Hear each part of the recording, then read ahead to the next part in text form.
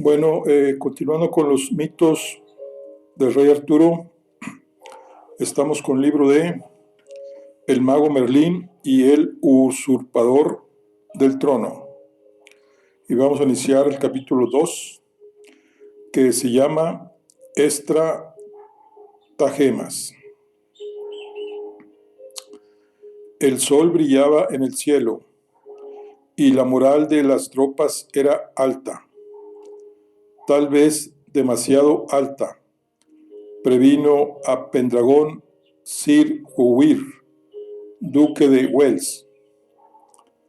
Templad sus ánimos, empezando por vuestro propio hermano, o el exceso de confianza podría jugarnos una mala pasada. La guerra no ha hecho más que empezar, le había dicho el veterano y siempre prudente consejero al hijo de Constance, antes de que éste saliera de Caer Badón al mando del grueso de sus hombres y al encuentro de los sajones. Gran parte de la ciudad se había agolpado en las almenas para despedir al espigado y rubicundo pretendiente, al que aclamaron con entusiasmo al grito de rey. Desde las alturas de uno de los dos torreones que flanqueaban la puerta principal, Sir Guinevere, encargado de la defensa de la ciudad durante la salida de la hueste, pareció querer conminar a Pendragón para que recuperase la mesura una última vez con su semblante grave. El hijo de Constance alzó su mano enguantada para decirle adiós desde el puente levadizo, tranquilizado por contar con tal leal señor al mando de su retaguardia.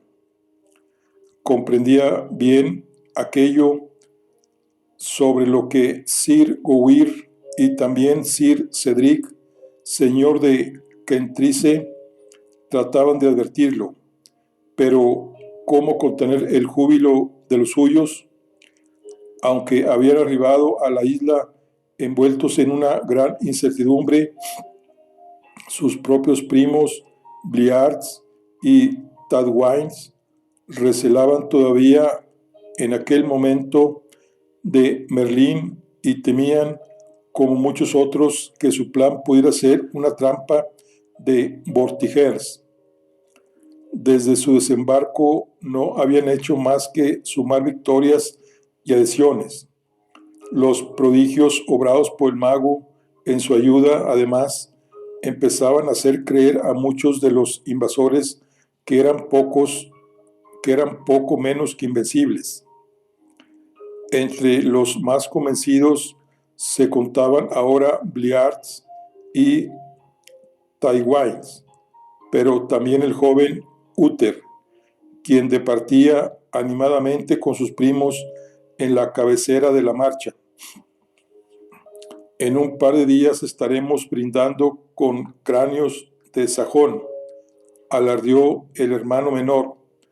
Hora era ya de vengar tantas tropelías como esos perros han cometido.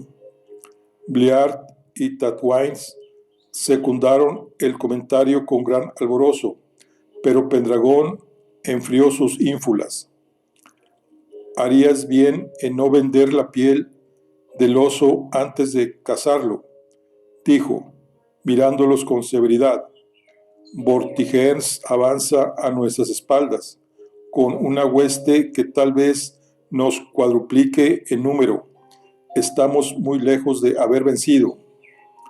Bliard y Tadwines bajaron los ojos, algo avergonzados, pero Uther sostuvo la mirada de su hermano. El viejo traidor que ordenó asesinar a nuestro hermano caerá a continuación, dijo, y sus primos tornaron a sonreír. Guarda tus ímpetus para los sajones primero. Uther, los vamos a necesitar, respondió Pendragón. El pretendiente al trono de Logres azuzó a su montura y se puso en cabeza de la gran comitiva. La ruta hacia el este progresaba entre verdes praderas, landas salpicadas de brezo y hermosos hayedos. Tras Pendragón, los hombres marchaban joviales, entonando cánticos que se elevaban en el aire de la mañana sobre el estrépito metálico de los pertrechos y el chirrido de los carramotos. El propio comandante tenía que hacer un esfuerzo para mantener la templanza y, siguiendo el consejo de Sir Gowir, no dejarse contagiar por el entusiasmo general. A sus espaldas, Uther tornó a soltar otra bravuconada y sus primos lo celebraron con una nueva carcajada. A Pendragón no se le escapaba el cambio de estrategia que los hijos de Agrace habían adoptado últimamente. Viendo que era imposible competir con Merlín en la influencia sobre el hermano mayor, influencia de la que su padre, señor de Constance, les había aconsejado que se hicieran tan acreedores como pudieran, pues el pretendiente podía convertirse en el hombre más poderoso de la isla. Los jóvenes y ambiciosos caballeros dedicaban ahora más atenciones a Uther y pasaban más tiempo con él. A Pendragón aquello no le preocupaba en exceso. Sabía demasiado volubles e inmaduros a sus primos como para considerarlos un peligro, pero la reflexión terminó por dirigir sus pensamientos de nuevo hacia Berlín y hacia las sensaciones cada vez más ambivalentes que el mago le suscitaba.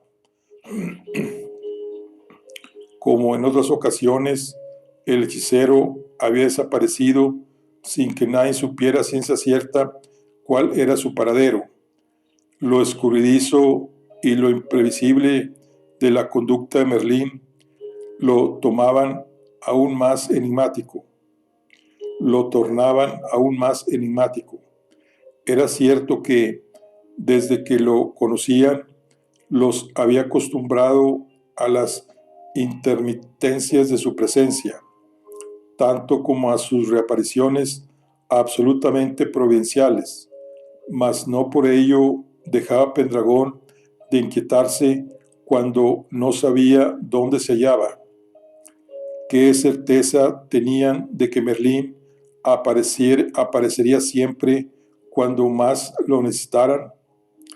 Ni qué decir tiene que aquella inquietud también lo irritaba, pues ponía de manifiesto su dependencia del misterioso mago. Por otro lado, retenerlo a la fuerza o ponerle unos grilletes no era desde luego posible, aunque Pendragón, instado por Sir Cedric, sí había intentado vigilarlo discretamente, encomendando la tarea a dos de sus hombres, pero había sido en vano.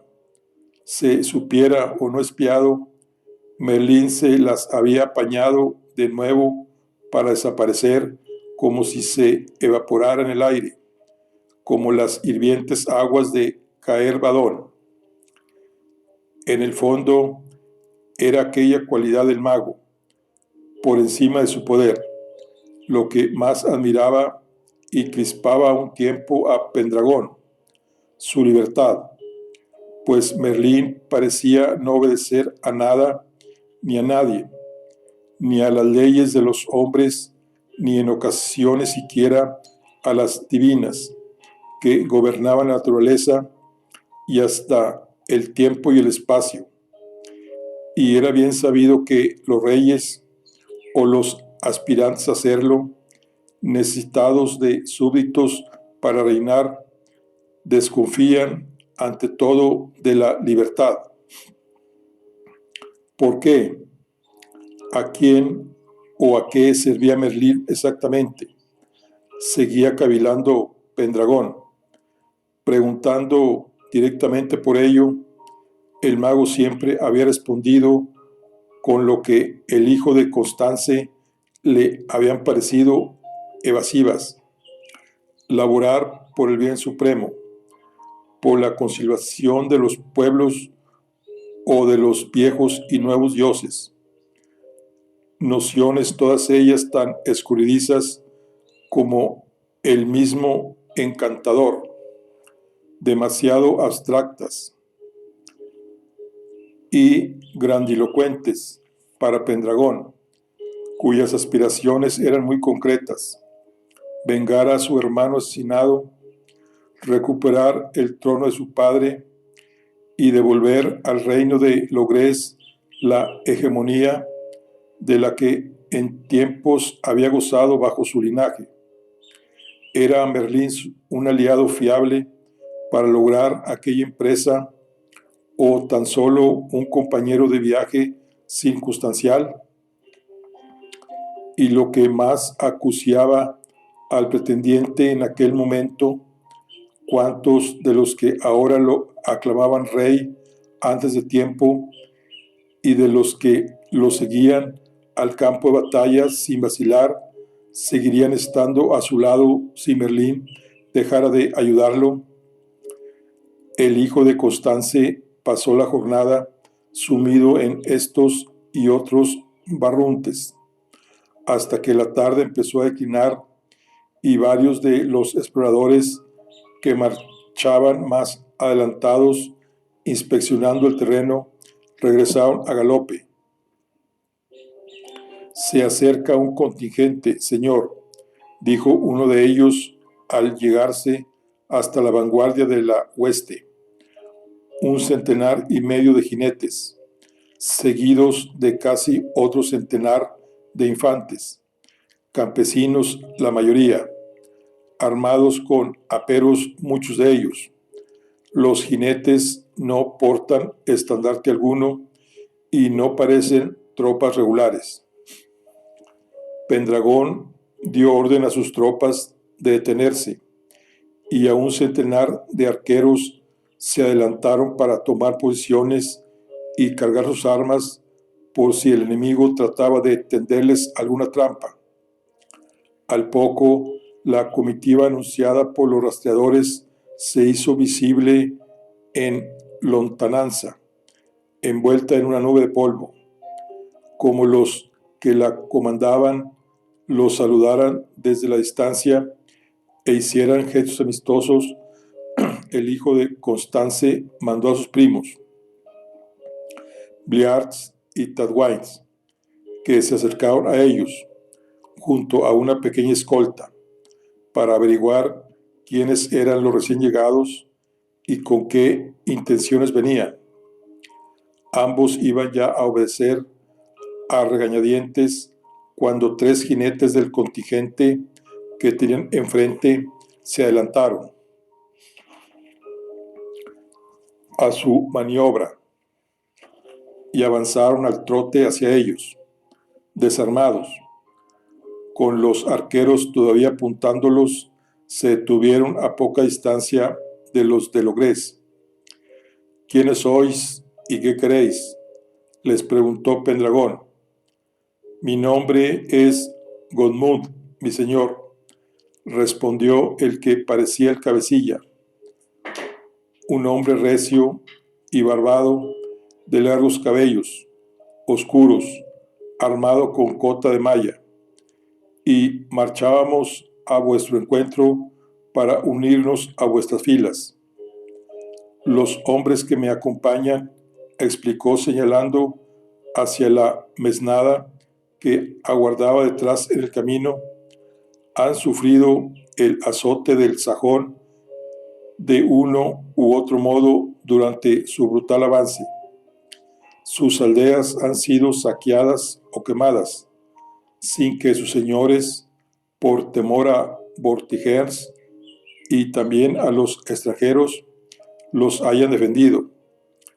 Preferimos morir combatiendo a vuestro lado, señor, que dejarnos pisotear de ese modo. Uther sonrió al escuchar aquellas palabras y dejó escapar un aullido de satisfacción.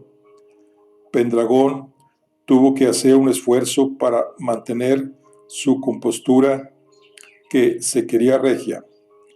Eran estupendas noticias. ¿Qué más pruebas necesitaban de que el magistral plan de Merlín estaba dando resultado y de que las tornas estaban cambiando en Logrés? Hasta los propietarios y campesinos comenzaban a unirse a ellos de manera espontánea. Vuestra gallardía os honra, replicó Pendragón. Sabed que no será olvidada una vez que ciña la corona. Sed bienvenidos. La hueste acogió con exclamaciones de júbilo las palabras de su señor, y a los recién llegados con gestos fraternales y de calurosa cortesía. De manera lenta pero incesante, su número iba creciendo desde la toma de Caer-Badón. Si lograban derrotar a los odiados sajones, los apoyos de los todavía indecisos se multiplicarían la cara a la batalla final. ¿Qué sabéis de los sajones? ¿A cuánta distancia se encuentran?, preguntó Pendragón a Godmund en cuando éste y sus hombres se hubieron incorporado a sus filas. Están ya muy cerca.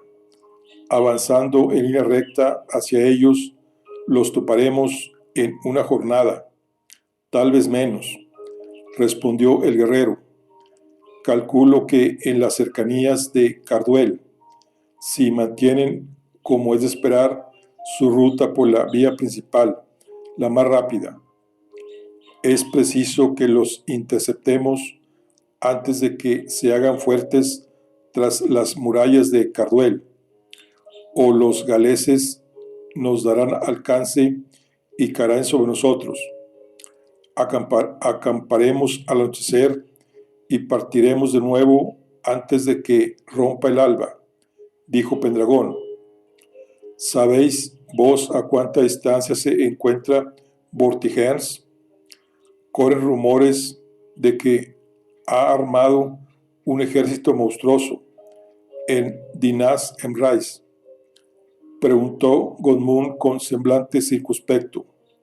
Lo sabremos pronto, respondió Pendragón, quien, antes de abandonar Caer-Badón, había enviado algunos de sus exploradores más veloces hacia el oeste y establecido un sistema de postas para que la información recabada arribara cuanto antes. La victoria final dependía de que Vortigern no llegara a tiempo para formar la pinza con sus sajones y de que el pretendiente y sus aliados tuvieran cierto margen para reponerse del primer enfrentamiento si lograban imponerse. De momento, sin embargo, seguían a la espera de las noticias llegadas de Occidente.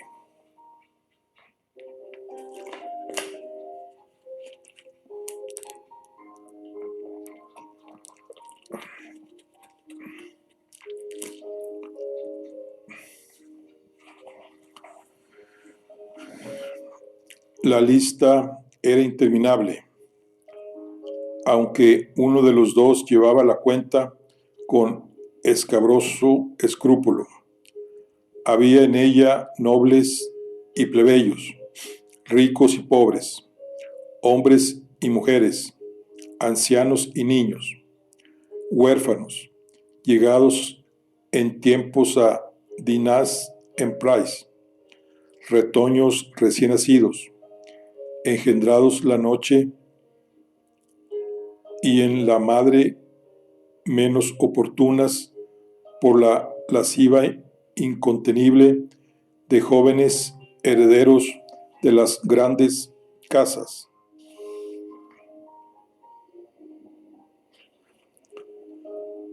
Deudores y acreedores.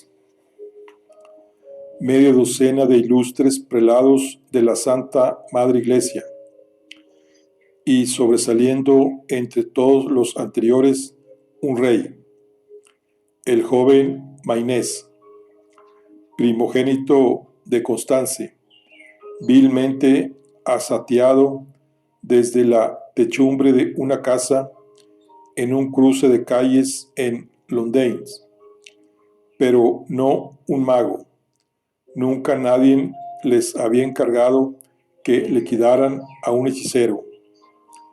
Con todo, no era la primera vez, ni la segunda ni la tercera, que trabajaban para el señor de Gales y sabían que era tan exigente como generoso y puntual en sus pagos.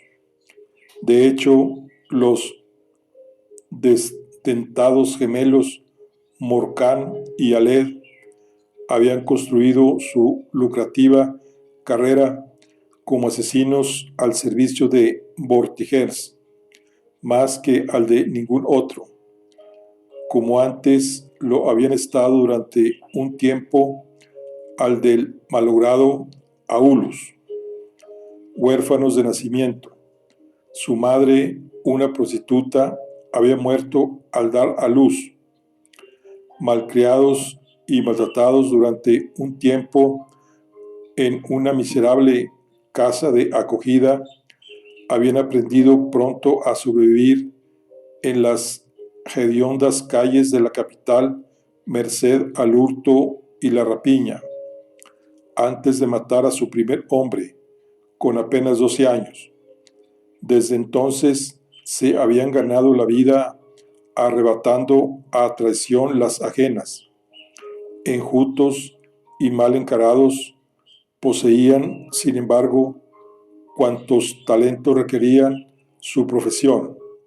Eran hábiles, rápidos, sigilosos y despiadados.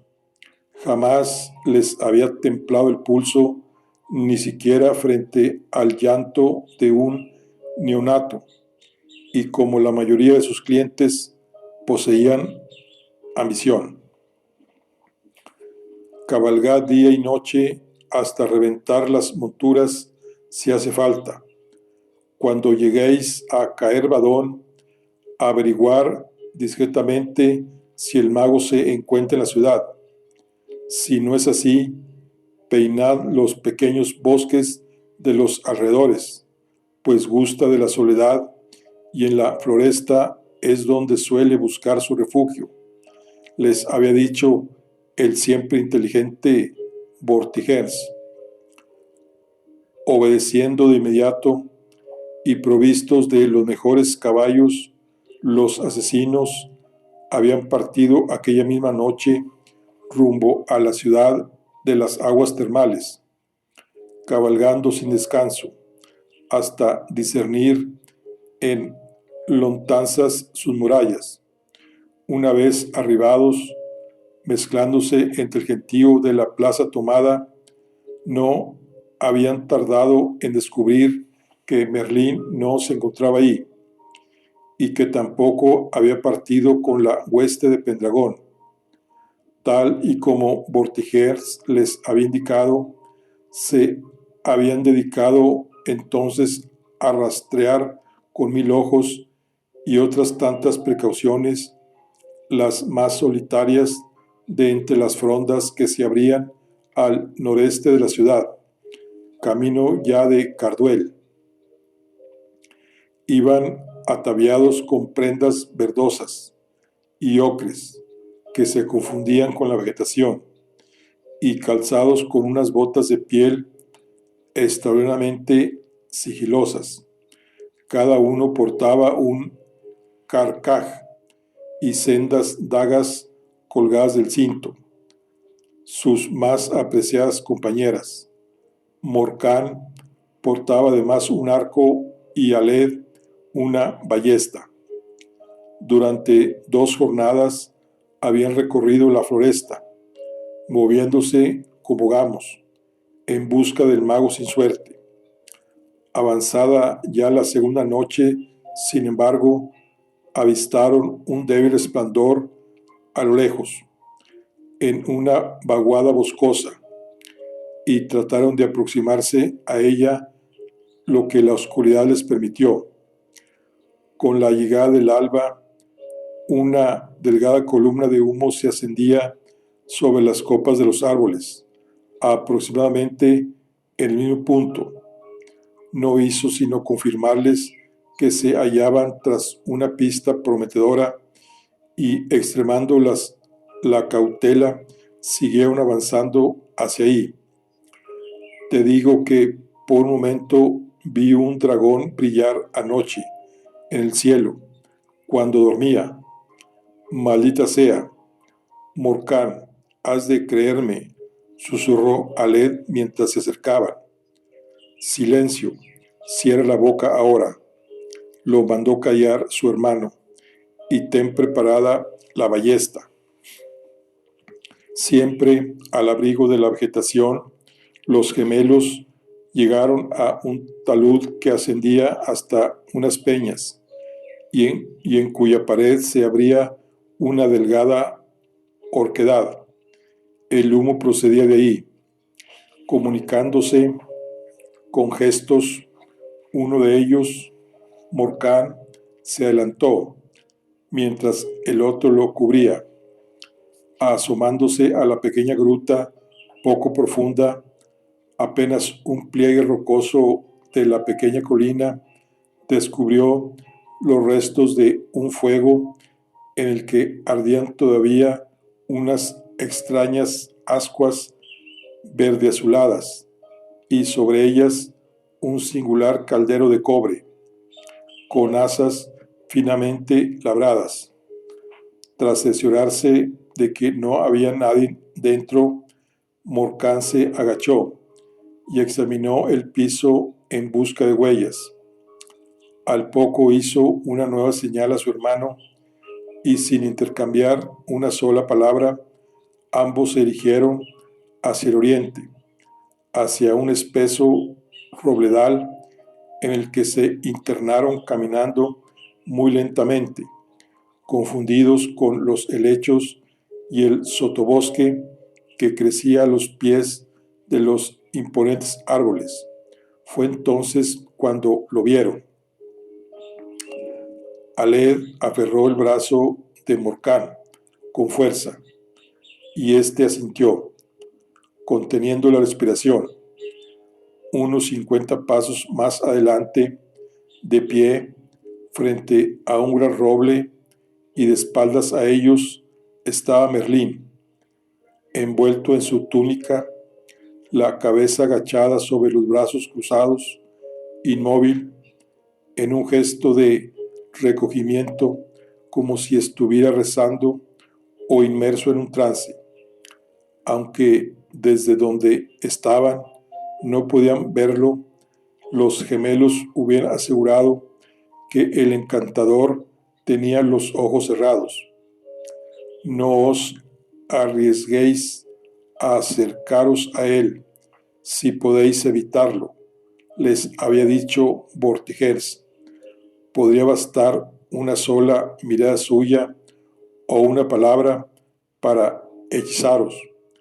Abatidlo desde lejos y rematadlo después, como a una alimaña. Muy despacio, sin acercarse un paso más, y con todo el sigilo del mundo, los hermanos colocaron sendos dardos en sus armas y tensaron las cuerdas. El mago no podía escucharlos desde donde estaba, y tampoco verlos, y parecía seguir concentrado en su plegaria al pie del árbol. Ofrecía un blanco franco hasta para un tirador mediocre. Morcán sonrió antes de disparar. Qué sencillo había sido acabar con el famoso Merlín. Aquella noche dormirían con varias mujeres cada uno, enterrados literalmente en oro. Los dos proyectiles silbaron al unísono y recorrieron implacables la distancia que los separaba de su objetivo. ¿Cuál fue la sorpresa de ambos tiradores, sin embargo, cuando atravesaron su blanco como si fuera aire, y fueron a hundirse en el tronco del gran árbol que había enfrente, donde las astas se quedaron vibrando unos instantes. La figura, que había permanecido inmóvil, se giró entonces de súbito incólume. Un viejo dictum filosófico afirma: guárdate siempre de confundir las cosas con su imagen.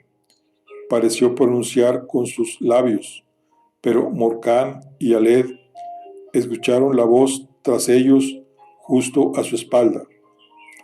Al girarse, frenéticos, descubrieron frente a ellos una figura exactamente igual a la primera. Durante unos instantes de angustia, los asesinos miraron a un lado y a otro, sin dar crédito a lo que veían sus ojos. Dos merlines parecían hablarles al unísono. Daba la impresión de que el mago se hubiera desdoblado efectivamente en dos personas que actuaban, sin embargo, acompasadas como si fuera una sola. ¿Acaso tenía también el mago un gemelo?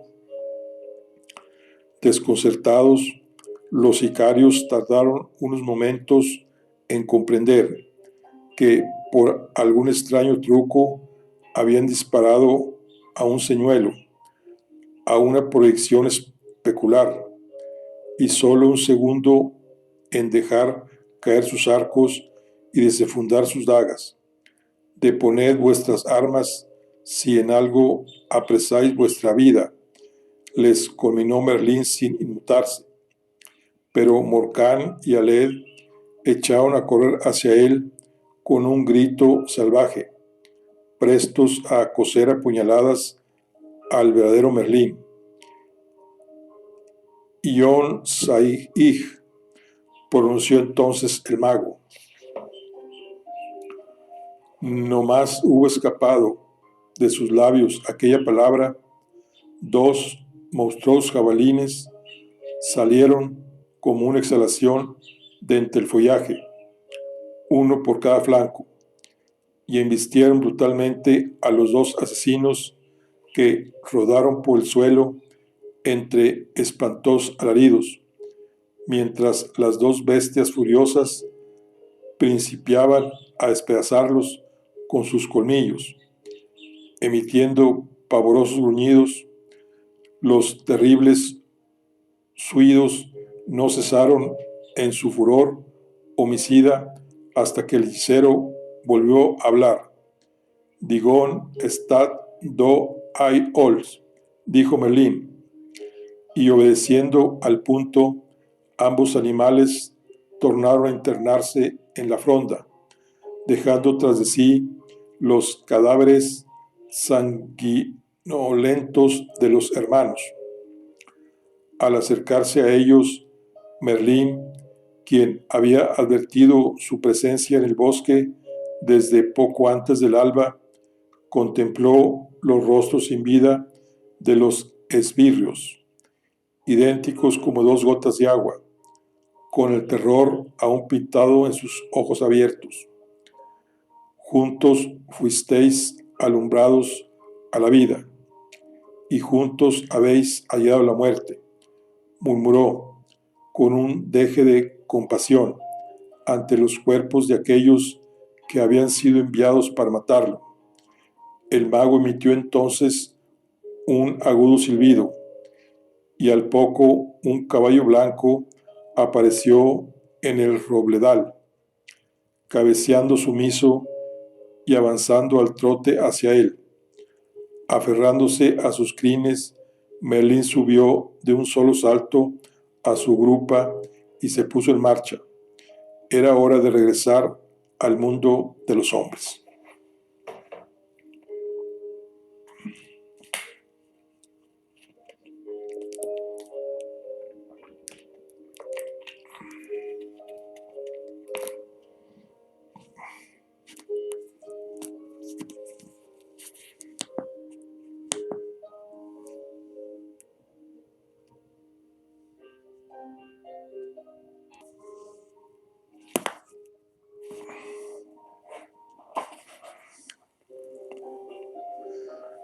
Al día siguiente de que la hueste de Pendragón se topara con la mesnada improvisada de Godmund, y poco antes de que el sol alcanzara su cenit, regresaron al galope de nuevo hasta ella los exploradores que precedían su marcha. Hemos avistado a los sajones, informó el rastreador de mayor rango, todavía recuperando el aliento. Están a menos de media jornada hacia el este. Es posible que acampen cerca del río antes de llegar a Carduel y de que la noche se les eche encima. Desde nuestra posición vimos también a sus exploradores. Cubrieron un terreno considerable, pero dieron media vuelta y regresaron antes de poder avistaros. Pendragón escuchó con atención. Bien aprovechado, aquel factor podía resultar decisivo. Con suerte, y si es que saben que marchamos contra ellos, nos creerán un poco más lejos todavía de lo que estamos. Tal vez podamos sorprenderlos si apretamos el paso, dijo. El hijo de Constance no hablaba con precipitación.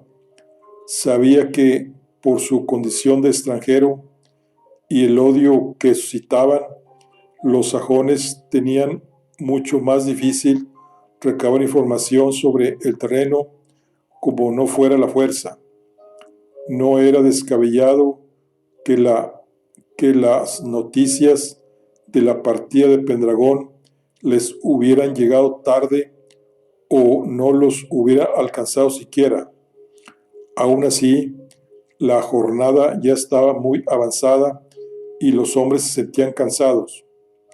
Y entablar combate hoy, objetó Sir Cedric, frunciendo el ceño sobre el parche que cubría su ojo derecho, perdido tiempo atrás en lid con los sajones.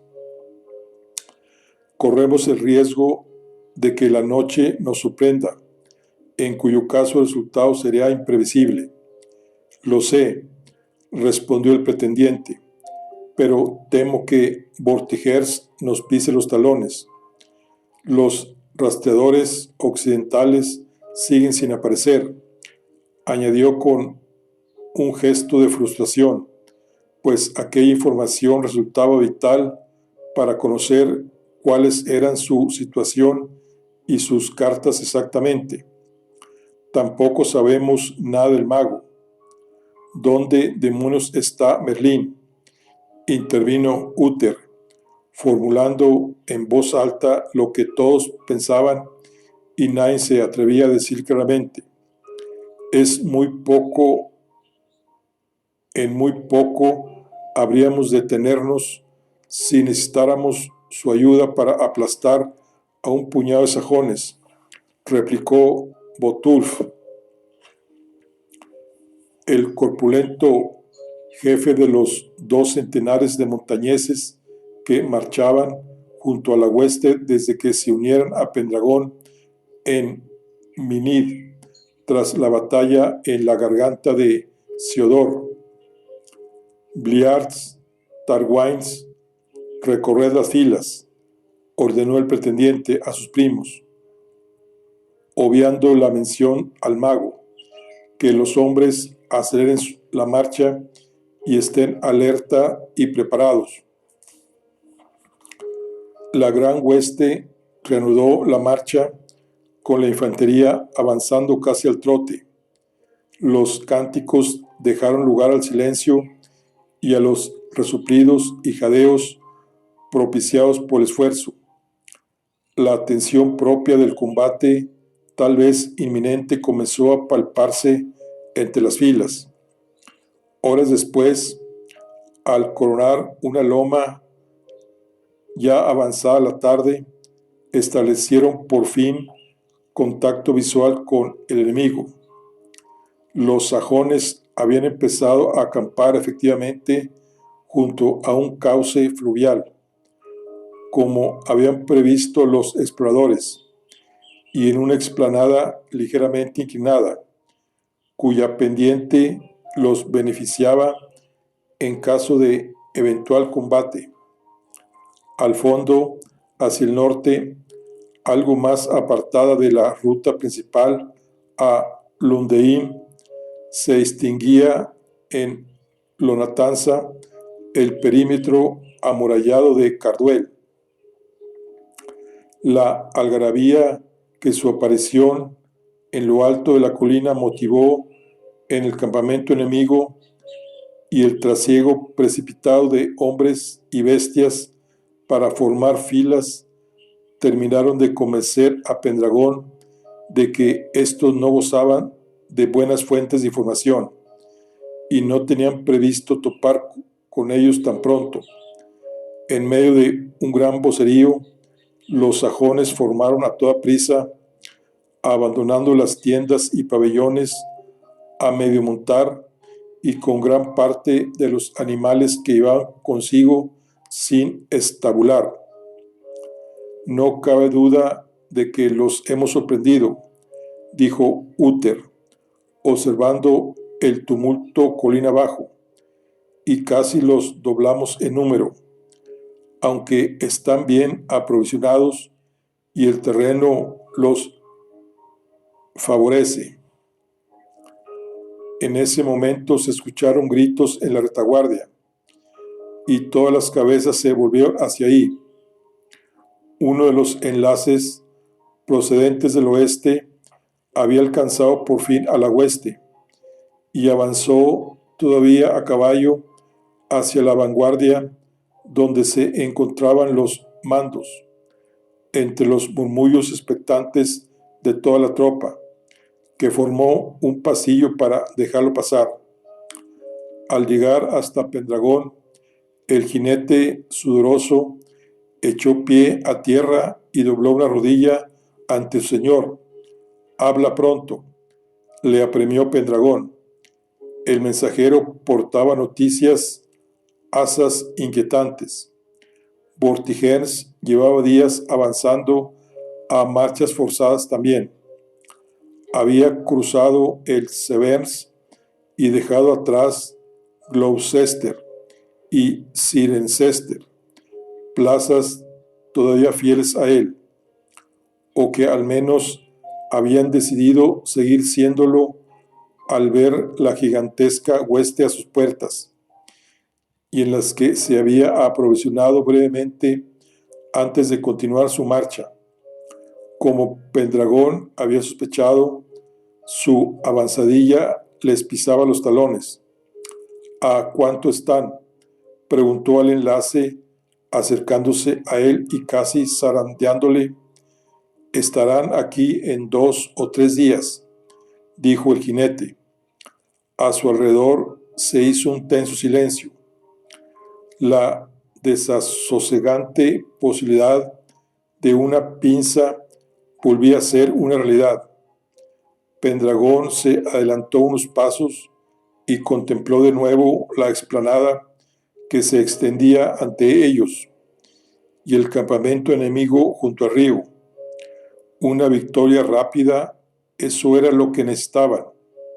Una batalla relámpago que redujera al mínimo las bajas y les dejase cierto margen de recuperación antes del gran choque con Vortigern. Pero ¿cómo lograrla con la noche ya próxima y habiendo malbaratado con su vacilación el factor sorpresa? Mientras observaba el campo de batalla, meditabundo, el pretendiente podía sentir todas las miradas fijas en él. La situación volvía a ser delicada y la pregunta por el paradero de Merlín flotaba en el ambiente otra vez, aunque ni siquiera Uther se atreviera a mentarlo de nuevo. Mas, qué mejor ocasión para hacer valer y poner a prueba la lealtad de los suyos, pensó Pendragón. Superaban en número al enemigo y aún contaban con 1 o 2 horas de luz. Si tan solo diera con una estratagema, si tan solo entonces tuvo una idea.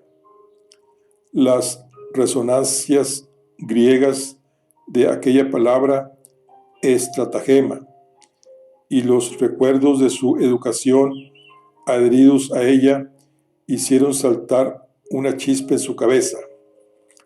¿Qué piensas, hermano? Acampamos frente a ellos. Hemos de estar frescos para combatir al alba, le dijo Uther acercándose a él, seguido de Sir Cedric, de Botulf y de sus primos Bliart y Tadwain, así como de algunos de los oficiales de mayor rango. No, daremos batalla ahora, respondió Pendragón. El resto de los mandos lo miraron sorprendidos. Los hombres están agotados. Pendragón, han marchado sin descanso durante toda la jornada, dijo Sir Cedric, pero están mentalizados para el combate. No así los sajones. No es una ventaja menor, y aunque esté en declive, tienen el sol de cara. ¿Acaso tienes un plan?, preguntó Uther, que conocía bien a su hermano e intuía por el brillo repentino de sus ojos que algo barruntaba. ¿Recuerdas al viejo Nicolaos?, respondió Pendragón, aludiendo al tutor heleno que los había educado a ambos siendo niños en Lundein y quien los había acompañado a su exilio en Bretaña la Menor antes de morir. ¿Recuerdas cuántas veces nos hizo traducir y memorizar a Genofonte? Voto a bríos que sí, y me duele la cabeza solo de pensarlo, dijo Uther, que siempre había sido menos aplicado que Pendragón en aquellas materias. Pero, ¿a qué viene eso ahora?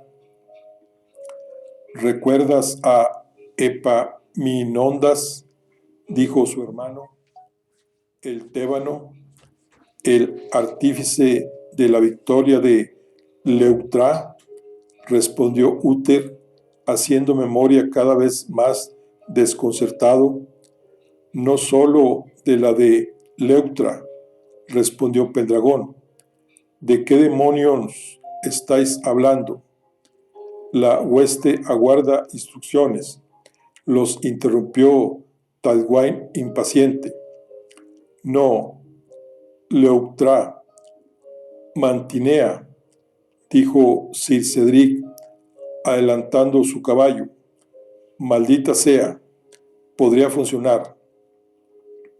Las miradas se posaron ahora sobre el robusto señor de Kernice, quien, versado también en la historia militar de los antiguos, había comprendido al vuelo lo que Pendragón tramaba. Engañó a los espartanos y a los atenienses, continuó Sir Cedric, explicando a los demás cuál había sido la exitosa táctica del general tebano. Entrado ya el día, ordenó a sus tropas retirarse de la llanura hacia el pie de las montañas, donde parte de la hueste comenzó a levantar el campamento a la vista del enemigo, simulando rehuir al choque y posponerlo para el día siguiente.